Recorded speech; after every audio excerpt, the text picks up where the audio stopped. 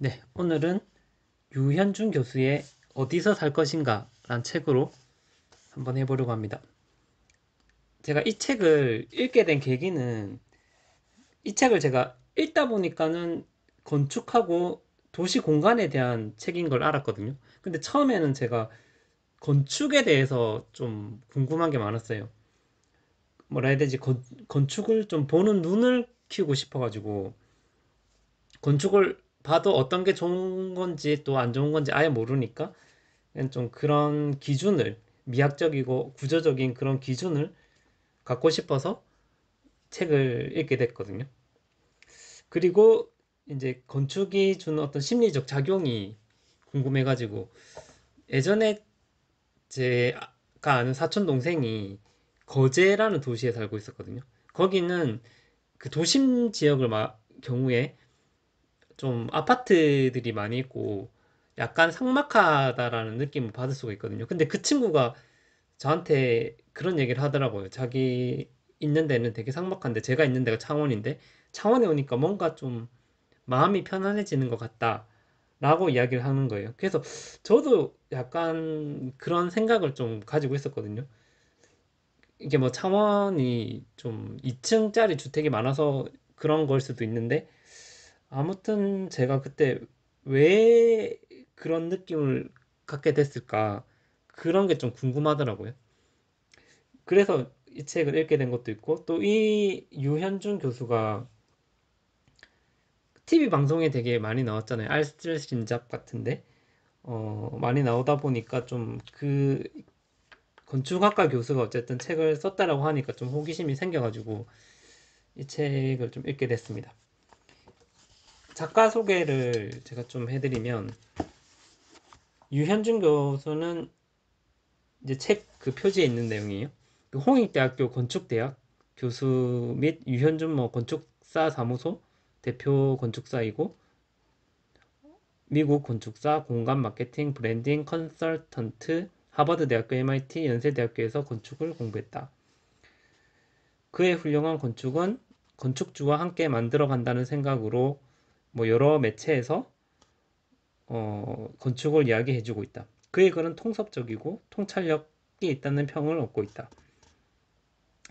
그의 홍익대 인기 교양 수업 현대 건축의 흐름은 정부의 KMOOC 프로젝트로 선정되어 동영상으로 제작되었고 전 세계의 여러 언어로 번역되어 제공되고 있다. 뭐 어쨌든 이런 책 글인데 이 사람이 책도 뭐 되게 몇 권 썼나 봐요. 네, 그래서 저는 그 중에 한 권이 이제 어디서 살 것인가 이 책으로 어쨌든 하게 됐습니다. 제가 일단은 이 책의 전체적인 그 주제나 특징을 먼저 말씀드리면 그 저층형 건축 있잖아요. 낮은 건축. 그게 이제 고층형 주택이나 건축보다 좀 더 선호하는 것 같아요, 교수가. 이제 그래서 이제 저층형 건축들의 장점이 좀 많이 나오거든요. 저층형 낮은 건축은 일반적으로 우리가 뭐 한 2층이나 이런 주택으로 알고 있는 낮은 건축은 미적인 가치가 있고 자연 친화적이고 인간 중심적이고 걷기 좋은 곳이고 또 민주적이고 뭐 이런 식으로 묘사가 되어 있고 반면에 이제 아파트로 대표되는 고층형 건물들은 효율적이고 자본주의적이고 걷기에는 좀 불편하고 자동차 중심적이고 조금은 삭막한 그런 느낌으로 좀 전체적으로 묘사가 되고 있었습니다. 이게 실제로 유럽에서는 일부러 낮은 건축물, 주택만 짓는다는 이야기도 있었거든요. 제가 예전에 그 조승현 씨 있잖아요. 그 인문학 하시는 분이 설명하는 거 들어보니까 예전에 프랑스에 원래가 대부분 다 낮은 건축으로 되어 있는데 높은 건축이 딱 하나 들어서려고 하니까 그 짓지 말라고 하는 민원이 또 엄청났다라는 거예요. 근데 이제 그거에 비해서 우리나라나 뭐 이렇게 중국이나 이런 개발도상국 우리는 그런 게 아니지만 어쨌든 뭐 고층 건물 아파트를 좀 더 선호하는 경향이 있는 것 같아서 좀 대조적이다. 그렇게 일단 느꼈고 일단 그 전에 일단 유현준 교수가 그 기본 전제가 그 인간은 어떤 건축이나 사는 곳에 있어서 넓은 공간을 쓰고 싶어 하고 자연 친화적인 거를 좋아하고 변화를 좋아하고 이제 그런 공간에서 사람하고 만날 확률이 높고 창의성이 싹 튼다라는 거를 전제를 하고 있거든요. 그러니까 이런 욕구가 있는데 이 모든 것을 그 무의식적으로 저층형 문화 건축이 충족시켜주고 있다. 이렇게 봤던 거거든요. 그러니까 이런 모든 것들이 제가 어쨌든 이 책을 읽기 전에는 제가 잘 몰랐던 거예요. 그래서 이 책을 읽으면서 좀 이런 보는 눈이 생겼다. 예, 이렇게 볼 수 있겠죠. 아무튼 이거하고 관련돼서 좀 제가 살았던 옛날 이야기를 좀 해주면 저는 일단 그 아주 어렸을 적에는 1층 그 옛날에 진짜 오래된 그 마을에서 1층 주택에 살았거든요. 그 다음에 이제 8살 때부터 25살 때까지는 2층 주택에 살았어요. 2층 주택에 1층 한 채, 예, 거기 살았었거든요. 근데 이제 이게 예전에 주택에 살았을 때는 제가 그 주택 건물 자체 평수가 어쨌든 20 몇 평 정도 됐었고 마당이 있었고 뭐 이런 식이었는데 그때는 제 친구들 아파트에 사는 친구들 있잖아요. 보통 저희 창원 쪽에는 제가 신월동 살았는데 그쪽에 밑에 상남동이나 뭐 이쪽에 아파트에 사는 애들이 되게 부러웠어요. 왜냐면 그 애들은 40평이나 50평 정도 되는 넓은 평수에 사는 친구들이 많았거든요. 그래서 저는 이런 몇 평에 산다 이게 좀 잘 사는 척도를 나타내 주는 것 같아가지고 저도 막 그렇게 잘 사는 축에 막 끼고 싶었나 봐요. 그래서 아파트로 이사를 가고 싶었고 우리 집에 친구 오는 것도 사실은 별로 안 좋아했었거든요. 그래서 어쨌든 아파트로 이사 가고 싶었는데 결국에는 제가 25살 때 아파트로 이사 갈 수 있게 됐어요. 그게 이제 43평짜리 아파트였는데 이게 처음에 이렇게 이사를 간다고 했을 때는 와보니까 이 방도 되게 넓고 거실도 엄청 커진 것 같아서 엄청 좋았거든요. 근데 점점 살다 보니까 몇 년 진짜 지나니까 이게 답답하다라는 생각이 드는 거예요. 왜 그런지 제가 이해를 못하고 있었는데 어쨌든 이 책을 통해서 확실히 왜 그런지 알 수 있게 됐습니다. 우선 그때는 주택이 좁아도 좁게 느껴지지 않았던 이유가 뭐냐면 마당이 있었고 그 마당에는 평상 같은 것도 있잖아요. 평상이 있었고 그 대문 밖에는 어느 정도 이렇게 뛰어놀 수 있는 공간도 있었고 그래서 좀 더 넓게 느껴졌던 그런 거라고 볼 수 있겠죠. 그리고 그 제가 살았던 그 주택 주변에는 바로 앞에 공원이 있었어요. 그리고 그 집에서 조금만 더 가면은 교회가 있었고 교회 뒤편에 보면 또 운동장이 있었거든요. 그 운동장에서 막 야구도 하고 애들하고 뛰어놀았고 그 저녁이 되면 돗자리 펼쳐가지고 애들하고 부루마블도 하고 뭐 이런 추억 같은 게 되게 많이 있었어요. 그리고 그 주택에 있으면은 아무래도 제가 아파트에 있는 것보다는 주변을 좀 더 많이 돌아다니는 것 같아요. 그 뭐 사러 갈 때도 그 주변에 시장이나 이런 데 있잖아요. 그런 데를 더 많이 가게 되고 근데 아파트에서는 이제 솔직히 그렇게 걸어 다니는 그런 문화가 많이 없는 것 같고 어쨌든 주택에서 살 때 좀 더 많은 변화량을 경험했던 것 같다. 이제 제가 이제 딱 체감하기에도 좀 그런 게 있거든요. 유현준 교수가 공간에 대해서 책에서 한 말이 이거예요. 과거 우리 집은 무척 작았다. 하지만 대신 마당이나 골목길 같은 도시의 외부 공간을 사적으로 사용하거나 가까운 이웃들과 함께 공유하며 여유롭게 살았다. 필자의 경우도 작은 주택에 살았지만 골목길에서 친구들과 뛰어놀고 대문 밖에 대문 앞에 앉아 이야기 나누고 마당의 꽃밭과 작은 연못에서 놀았기 때문에 집이 작아서 답답하다는 생각은 해본 적이 없다. 이렇게 설명을 했고 또 이제 그런 아파트나 이런 공간이 좁게 느껴지는 거에 대해서 실제 사용하는 그 사람이 평수를 가져와서 설명을 하고 있거든요. 그러니까 아파트 같은 경우에는 한 사람이 자신의 방과 더불어서 거실과 부엌을 사용하게 되는데 약 한 사람이 20평 정도 가량의 공간을 사용한다고 합니다.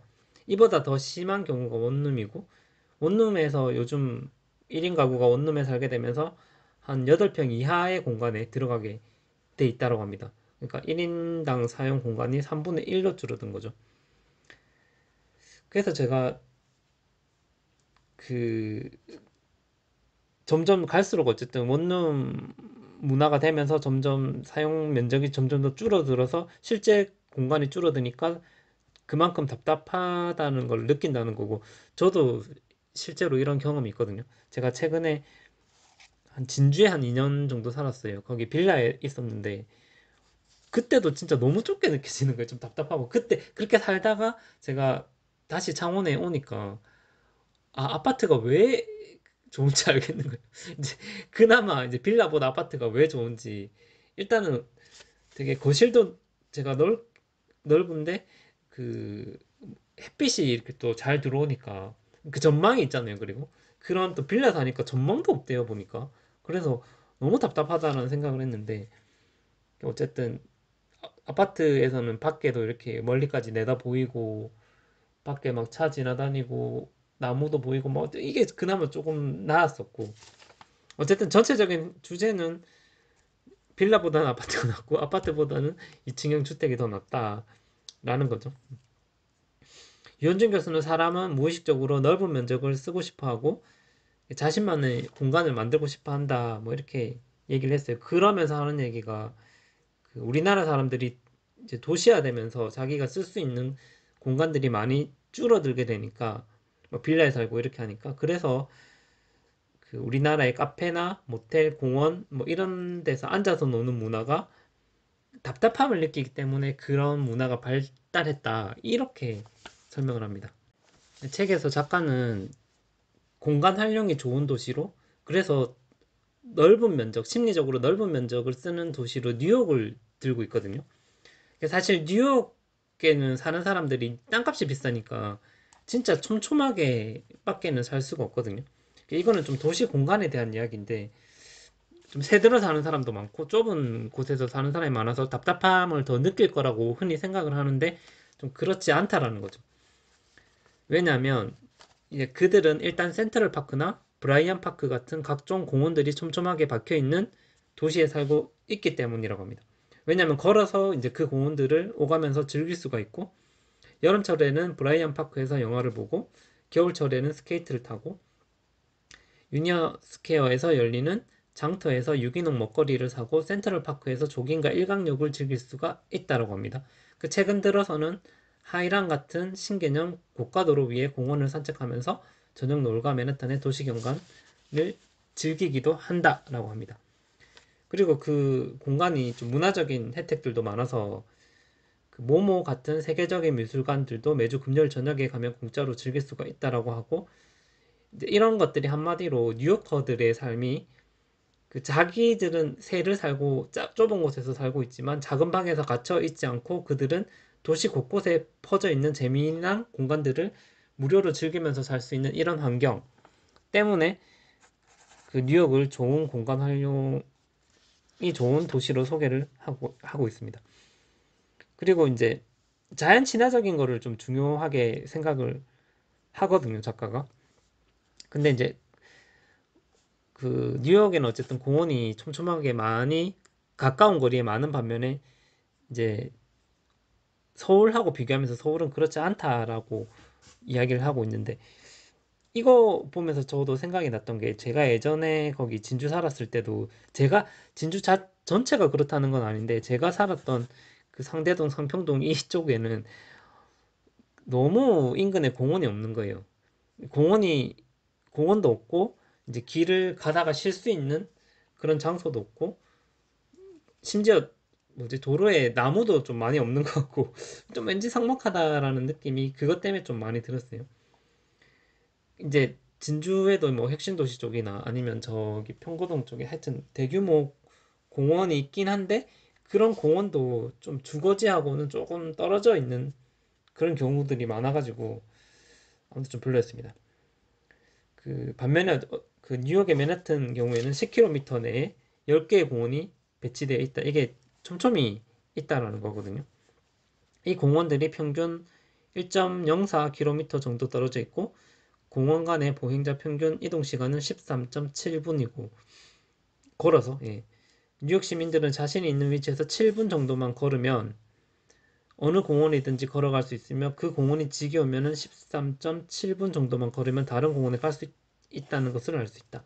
반면에 서울의 경우에는 15km 내에 인지도 있는 공원이 9개 있다. 이들 공원 간의 평균 거리는 4.02km이고 공원 간의 보행자 평균 이동 시간은 1시간 10분이었다. 걸어서 평균 이동 시간을 말하는 거죠. 그렇다면 그 공원도 차를 가지고서야 갈 수가 있는데 정작 공원 주변에는 주차장이 없다. 대중교통을 이용하려면 작정하고 반차 정도는 써야지 공원에 갈 수 있는데 그렇기 때문에 이제 그 공원이 우리의 삶하고는 밀접한 관련성을 갖지 못하고 또 접근성이 떨어진다라고 이렇게 해석을 했습니다. 그 다음에 유현진 교수가 공원이 우리 가까이에 있어야 하는 이유에 대해서 설명하면서 이런 말을 합니다. 그 아주 작은 공원이라 하더라도 내 방 앞에 있는 공원은 몇 킬로미터 밖에 수천 평 떨어져 있는 공원과 비슷한 효과를 가진다고 볼 수 있다. 그러니까 가까이 있는 조그만한 공간이 조금 멀리 떨어져 있는 엄청난 넓은 공간하고 비슷한 효과를 줄 정도로 내 앞에 있는 조그만한 그 마당이 더 중요할 수 있다라는 그런 말이거든요. 그리고 이제 유현진 교수는 또 도시 건물 중에 중간지대 역할을 하는 게 되게 중요하다고 이야기합니다. 이제 예를 들면은 그 텐마루라고 하는 거 있잖아요.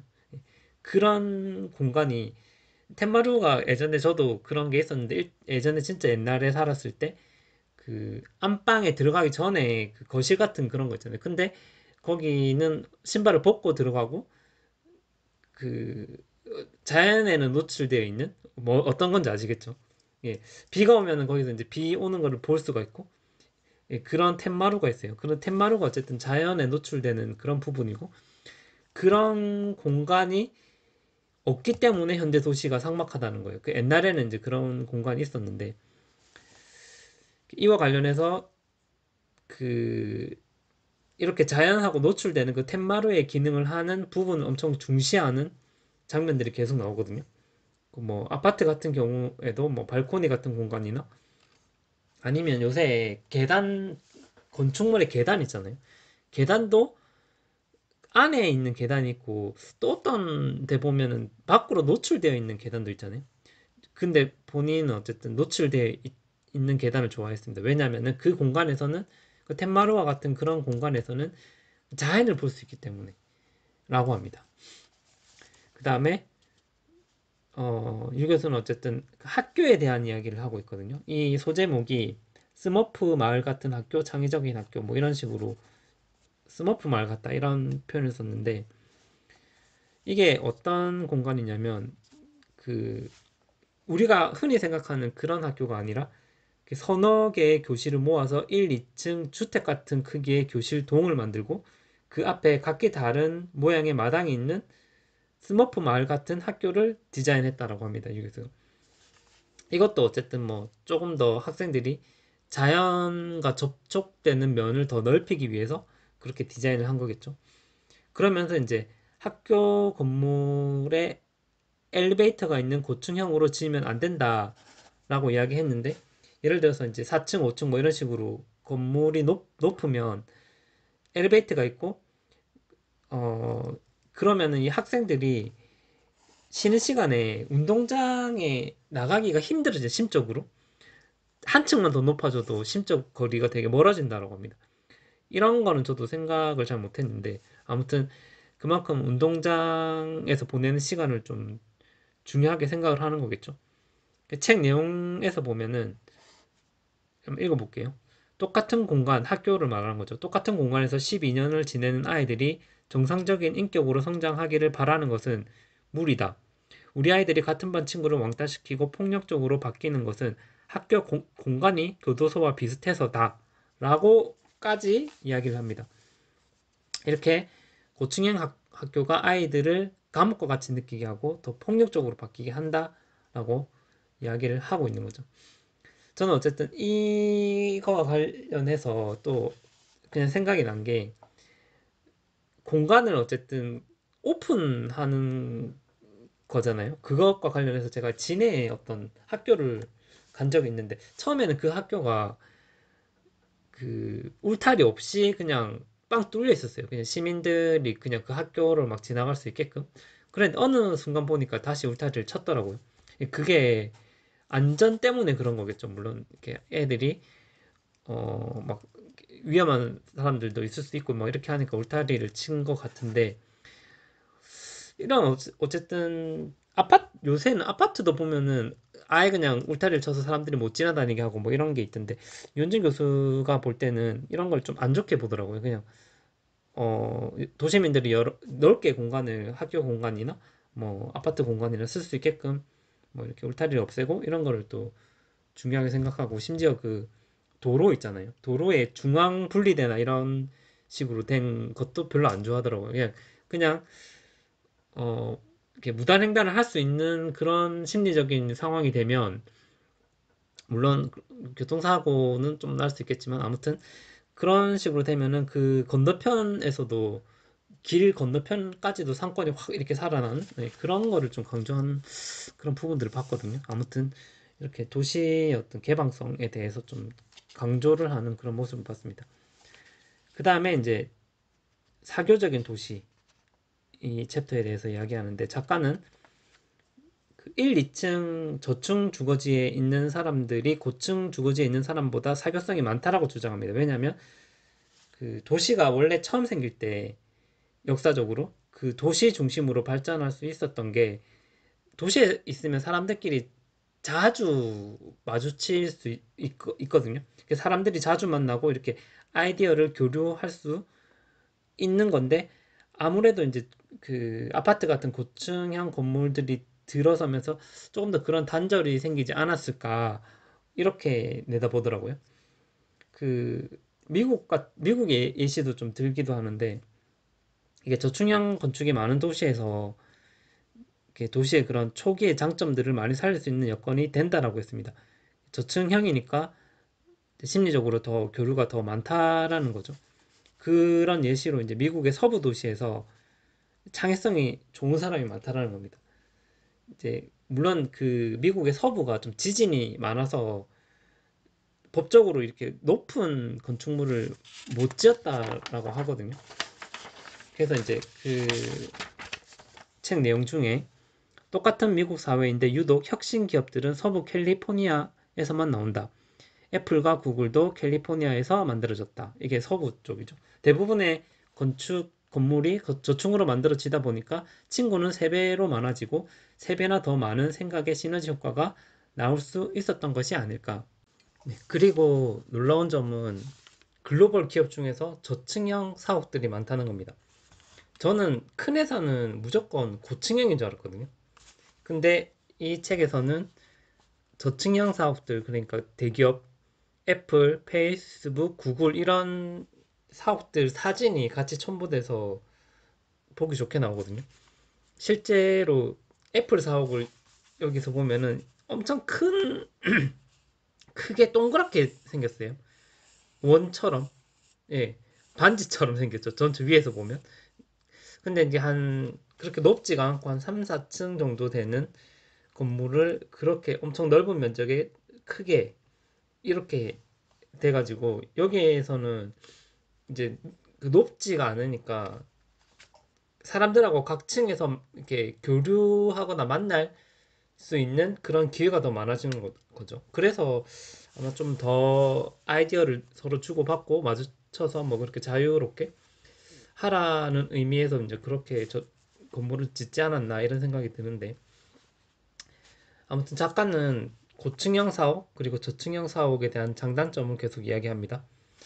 읽어보면, 건축적 관점에서 보면 높은 층에 있을수록 자신을 노출시키지 않으면서 내려다볼 수 있는 권력을 가진다.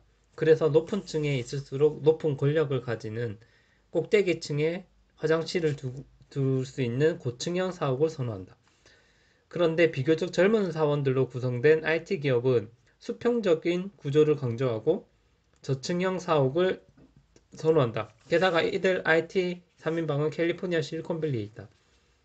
높지 않아서 멀리서 바라보는 외부인들에게 깊은 인상을 주기는 힘들다. 아무튼 이렇게 장단점을 얘기하는 거죠. 그 높은 층을 가지고 있으면 사람들이 멀리서 봐도 아 저기가 어떤 기업이구나 라고 알 수 있는 또 장점 이런 거는 또 있다라고 합니다. 이외에도 아무튼 뭐 이런 장단점이 있는데 이제 결론은 어쨌든 저층형 사옥이 더 사교적이고 좀 수평적인 분위기의 구조라는 것을 알 수가 있는 거죠. 그 다음에 이 책에서는 변화무쌍 변화에 대해서 이야기를 하고 있거든요. 이것 또한 도시 공간에 대한 이야기인데 그 이벤트 밀도라는 말을 하고 있어요. 그러니까 그 골목을 지나다니면서 뭐 이벤트 밀도가 높다 낮다 이런 식으로 얘기하는데 이벤트 밀도에 대한 책 내용 설명입니다. 사람이 어떤 거리로 걷고 싶은 마음이 들려면 거리의 이벤트 밀도가 높아야 한다. 이벤트 밀도란 100m를 걸어가면서 내가 선택해서 들어갈 수 있는 가게 입구의 숫자다. 다양한 가게 입구의 숫자는 마치 다양한 TV 채널의 숫자와 비슷하다. 나에게 다양한 선택권이 주어진다는 것은 나에게 권력이 주어진다는 것이다. 고 이렇게 말하는데요. 그 복잡한 길, 그냥 단조로운 길보다 복잡한 길을 걸어가는 게 그 어쨌든 나한테 선택권이 많으니까 그게 훨씬 권력을 느낄 수 있다라고까지 이렇게 이야기를 합니다. 실제로 좀 그렇지 않습니까? 다채로운 길을 걸으면 아무래도 조금 더 그쪽으로 더 걷고 싶은 그런 마음이 좀 드는 걸 느끼지 않았나요? 책을 읽으면서 저도 이런 게 있구나라고 생각했습니다. 그래서 그런 이유로 이제 골목길이 좋은 이유에 대해서 계속 설명을 하고 있는데 걷기 좋은 길은 신사동 가로수길이나 경리단길, 익선동 같은 곳이다. 왜 그럴까? 사람은 본능적으로 오락적 자극을 찾는다. 필자가 어렸을 적에 자연 공터에서 잠자리나 물방개를 잡으며 뛰놀았던 기억이 있다. 골목길과 복도는 둘 다 사람이 걸어 다니는 길이지만 차이점은 골목에는 항상 변화하는 하늘이 있고 복도에는 늘 똑같은 형광등만 있다는 점이다. 골목 상권에서는 몇 발자국만 걸어도 작은 가게들이 줄지어 나타난다. 변화의 밀도가 높다. 옷가게와 구두가게에서 구경하면서 물건을 사기도 하고 배가 고프면 식당에서 음식을 먹을 수도 있고 피곤하면 카페에 앉아 쉴 수도 있다. 게다가 자연의 변화를 계속 볼 수 있다. 그뿐 아니라 젊은이들이 거리로 나가면 다른 이성을 접할 기회도 높아진다. 본능적으로 붐비는 곳을 갈 수밖에 없는 것이다. 여기서 보면 좀 재밌는 이야기가 나오죠. 젊은이들이 거리에 나서는 이유가 이성을 접할 기회가 높아지는 것 때문이다라고 이야기하는데 이 이야기를 저도 이 책에서 읽고 제 친구한테 얘기를 해줬거든요. 왜냐면 제 친구가 엄청 거리를 많이 돌아다니는데 이게 무의식 쪽에 네가 거리를 돌아다니는 게 이성 때문이 아니냐라고 책에 이런 말이 있더라 하고 얘기하니까 그 친구가 말을 못하다. 그 친구가 엄청 깊게 생각을 해보는 거예요. 진짜 그런가 싶어. 자기도 이제 새로운 관점이니까. 그러면서 이제 진짜 그런 거 같기도 한 것 같다라고 이야기하는 거예요. 진짜 이성을 보고 싶어서. 예. 아무튼 이런 이유로 어쨌든 사람들이 더 이상 답답한 방에 있을 이유가 없어졌다. 이처럼 자연에 대한 욕구, 외부에 대한 자극, 사람을 만날 수 있는 기회가 이런 게 이제 여러 가지 무의식적으로 사람들이 점점 더 골목 상권을 찾게 된다라고 이야기를 하고 있습니다. 그리고 계속 같은 얘기지만 그 도시의 풍경의 단조로움에 대해서 계속 이야기하고 있거든요. 골목길이 많기 때문에 걷기 좋은 도시라고 하는 이야기가 나와요. 여기서 보면 책에서 작가 친구 이야기가 나오는데 서울의 어떤 구간이 되게 걷기에 좋지 않다라고 하는 친구가 있었다고 하거든요. 그 친구가 말하기를 걷는 길이 약 20분 정도 걸리는데 걷는 내내 정면에 펼쳐진 여의도 풍경이 하나도 안 바뀌어서 지루해서 힘들다는 거예요. 길을 걸어가는 게. 서울에서도 강북의 북촌이나 삼청동 같은 골목길이 많은 곳을 걸으면 우연한 풍경들이 계속 다양하게 바뀌기 때문에 사람들이 이런 공간에서 걷기를 즐긴다라고 이야기합니다. 또 우리가 골목길을 걸을 때는 편안한 느낌을 가지게 되는데 그 이유는 골목길 공간의 그 근처 가게가 사람보다 그렇게 크지 않기 때문이다. 반면 테헤란로를 걸으면 황량한 느낌이 드는 반면 골목길을 걸으면 심리적으로 건축물이 우리를 포근하게 안아주는 느낌을 받을 수 있는 것이다. 어쨌든 제가 작가가 이렇게 주장하는 거와 관련해서 제가 잠깐 생각을 해봤었거든요. 제가 진주하고 옛날에 있었던 그리고 지금 사는 창원의 차이에 대해서 좀 물론 제가 지금 창원에 사니까 창원을 더 좋게 생각하는 걸 수도 있는데 아무튼 그 진주는 길을 걸을 때 제가 있었던 그 동네는 되게 진짜 빌라나 아파트가 다 비슷비슷하게 생겼어요 또. 그래서 걸어 다닐 때도 풍경이 좀 지루하다는 느낌을 많이 받았거든요. 근데 창원은 제가 있는 곳 근처에는 그 아파트도 있지만 2층 주택이 되게 많거든요. 근데 2층 주택가를 걸으면 되게 외관이 다 다르잖아요. 하나하나. 그래서 조금은 걷는 게 좀 재미가 있었던 것 같아요. 좀 지루하지가 않고. 그리고 어쨌든 저층 주택들은 녹지가 또 주변에 많아서 걷는데 좀 불편하지 않았고, 예, 같은 이유로 제가 창원에 보면은 창원이 지금 마산이랑 진해랑 원래 창원이랑 이렇게 세 개가 합쳐져서 지금 창원 통합시가 되었는데 그 진해나 마산 쪽 구도심도 되게 걷기가 좋다라고 생각하거든요. 왜냐면 거기서도 되게 변화가 많고 역사가 오래된 만큼 사람들이 좀 생활이 그대로 묻어난 그런 골목길들이 되게 많은 것 같습니다. 그래서 그 길에는 좀 사람 사는 냄새가 나고 많은 추억을 좀 저는 어쨌든 그쪽 길에 얽힌 역사가 저도 어린 시절부터 있으니까 추억을 계속 떠오르게 하는 거. 나 여기 갔었는데 예전에 무슨 일이 있었지? 뭐 이런 거 있잖아요. 그런 것 때문에 더 걷는 게 좋은 것 같습니다. 최근에 저도 친구하고 그 친구가 되게 걷는 걸 좋아해요. 그래서 그게 취미 생활일 정도로 많이 걷더라고요. 근데 전 처음에는 그런 매력을 몰랐는데 친구 따라서 같이 걷다 보니까 아, 걷는 게 이렇게 재미가 있구나라는 걸 느끼고 최근에는 좀 저도 많이 걸어 다니려고 합니다. 이제 걷는 게 운동에도 좋고 건강에 좋다고 하니까. 예. 그 다음에 작가가 이야기하는 게 자동차 중심 도시에 대해서 이야기합니다. 그 자동차 중심 도시는 작가는 이게 선이 아니고 선보다는 점이 강조된 도시라고 이야기하면서 좀 비판을 하거든요.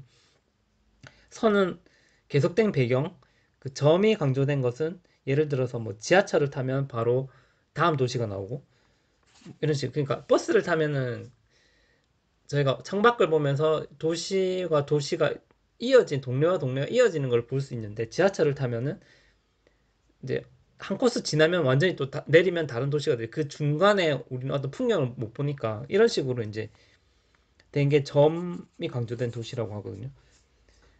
작가는 지금 전체적으로 어쨌든 우리나라 도시가 변화가 없고 좀 단절됐다라고 이야기하는데 그 근거가 이제 아파트 단지에는 담장이 크고 길게 늘어져 있고 그만큼 단조롭고 아파트 단지의 코너 단지가 끝나는 코너 이런 데 가면은 이제 뭐 대형 마트 같은 게 있겠죠. 원스톱 쇼핑이 가능한 상가 건물이 있다. 그러니까 사람들이 아파트에 있거나 아니면 그 상가 건물까지는 어쨌든 거리가 있으니까 자동차를 타고 그 상가 지하 주차장에 차를 대고 그 상가 안에서 또 거기에는 멀티플렉스도 있고 거의 모든 게 다 있으니까 거기에서 이제 생활하다가 다시 이제 거의 안 걷는 거죠. 그러니까 거기서 다시 이제 차를 타고 주거지까지 오고 그렇게만 이제 생활하다 보면은 자연에 덜 노출될 수가 있겠죠. 그러다 보니까 이제 이런 구조가 되다 보니까 점점 길거리에 자동차가 더 늘어난다 이런 이야기입니다. 그 작가는 자동차 중심적인 거리에 대해서 좀 사람을 배려하지 않는 도시다라고까지 이야기합니다. 이게 자동차랑 사람을 이분법적으로 생각을 해서 그런데 저도 이 이야기 읽으니까 너무 그러니까 자동차 중심적인 도시에 제가 빠지는 것 같다라는 생각이 드는 거예요. 그래서 애초에 그냥 그 어떤 라이프 스타일의 변화를 위해서 차가 없어도 없으면 좋겠다라는 생각을 해서 그러면 어떻게든 걸어서 이동을 할 테니까. 근데 진짜 지금은 일 때문에 어쩔 수 없이 또 차가 있어야 되는 상황이라서 뭐 차가 있긴 한데, 근데 책을 읽으면 진짜 차를 별로 안 타고 싶은 그런 마음이 계속 생깁니다. 아무튼 제가 어 이렇게 자동차 중심 거리 하면서 또 이제 차원하고 진짜 차이점을 생각을 해봤는데, 그러니까 사람을 배려하느냐 안 하느냐 이런 차이겠죠.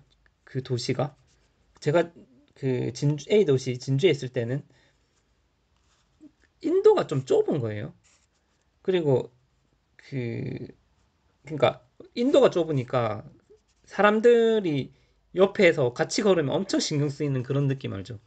그러니까 인도가 엄청 넓으면 옆에 누가 지나가도 별로 시야에서 약간은 벗어나기 때문에 신경을 안 쓰이는데, 좀 그런 게 너무 싫었고, 그리고 자동차가 인도 바로 옆에 너무 쌩쌩 지나다니는 거예요.